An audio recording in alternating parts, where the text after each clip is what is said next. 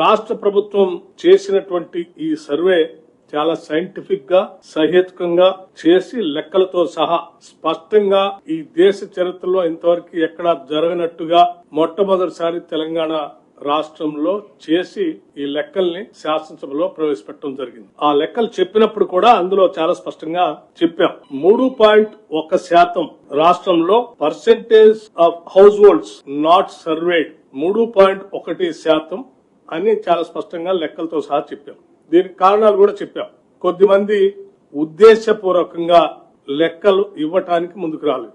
సరే, కొద్దిమంది ఇంటికి తాళాలేసి వెళ్లటం, ఇట్లా జరిగినటువంటి ఈ సంఘటనల వల్ల 3.1% మిగిలిపోయారు అని చెప్పినప్పుడు కొద్దిమంది ఆ మిగిలిపోయినటువంటి వాళ్ళు ఎవరు అని అడిగితే కూడా లెక్కలతో సహా చెప్పాం. కేసీఆర్ గారు లాంటి వాళ్ళు, కేటీఆర్ గారు లాంటి వాళ్ళు, పల్లా రాజేశ్వర రెడ్డి గారు లాంటి వాళ్ళు కొద్దిమంది ఉద్దేశపూర్వకంగానే ఈ సర్వేకి సహకరించకుండా దూరం ఉన్నారు.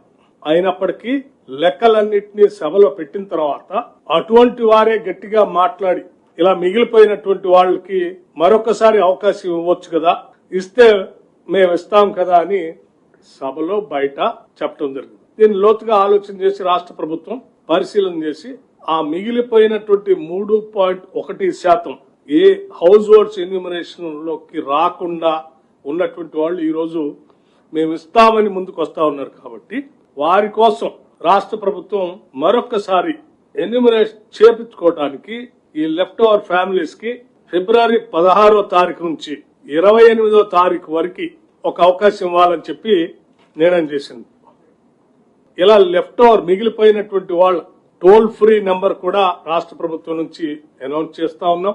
మండల వారిగా, డివిజన్ వారిగా గతంలో ఏ రకంగా అయితే ఎన్యూమరేషన్ చేశామో ఆయా మండలాల్లో ఆ మండల్ డెవలప్మెంట్ అధికారి దగ్గర ప్రజాపాలన సందర్భంగా ఏర్పాటు చేసిన వ్యవస్థలో తిరిగి ఆ మిగిలిపోయినటువంటి వాళ్ళు ఎవరైనా వస్తే వచ్చి అక్కడ అప్లికేషన్స్ ఇవ్వచ్చు.